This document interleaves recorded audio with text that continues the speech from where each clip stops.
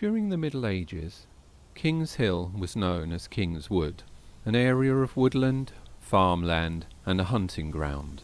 The timber was used for hop poles, fences and later charcoal.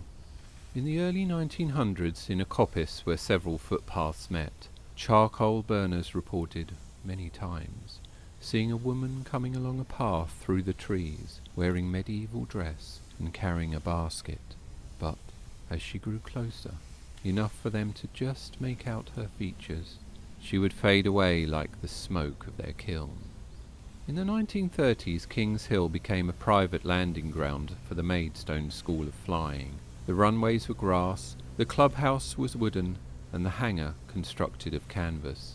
Air shows and displays were held here, and famous aviators Amy Johnson and Alan Cobham were among the celebrities that flew into Westmorland's grass runways.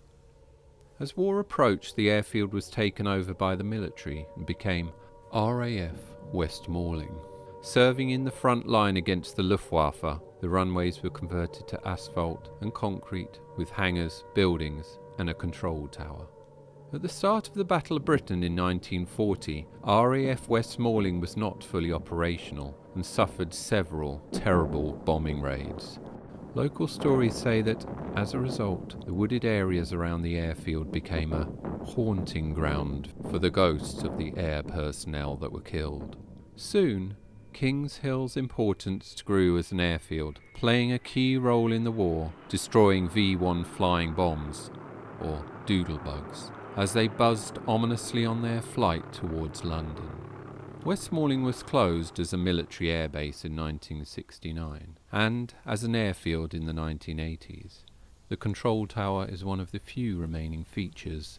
Apart from that is, those who believe the spirits of its past inhabitants remain.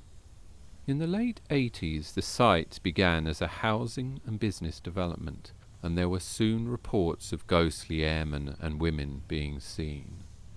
In a house on Russet Way, an airman was seen reading in the corner of a bedroom.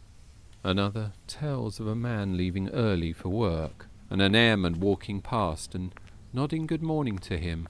RAF personnel were regularly seen carrying out their duties from past times and glimpsed in window reflections. Supermarket staff have reported seeing phantom airmen dressed in full flight gear running from the control tower towards where an aircraft would have been. These apparitions have also been seen in the supermarket aisles by night shift workers.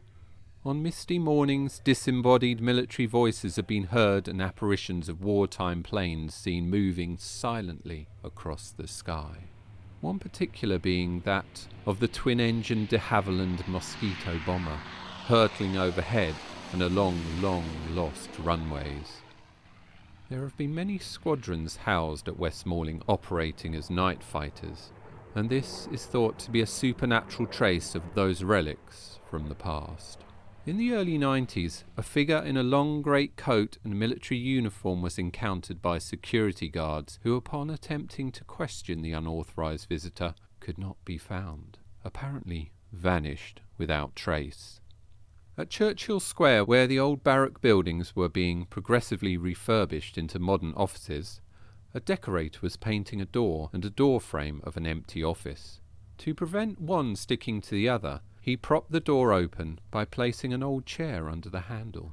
Then, to the decorator's astonishment, a solid torso of an airman wearing a peaked cap appeared above the chair. The image stayed for a few seconds, then just vanished, leaving the decorator unsurprisingly shaken. Perhaps if you are in Kings Hill, in the day or the night, on your way to work or to the shops, or walking along an ancient path in the outer woodlands, you may encounter an apparition from the past.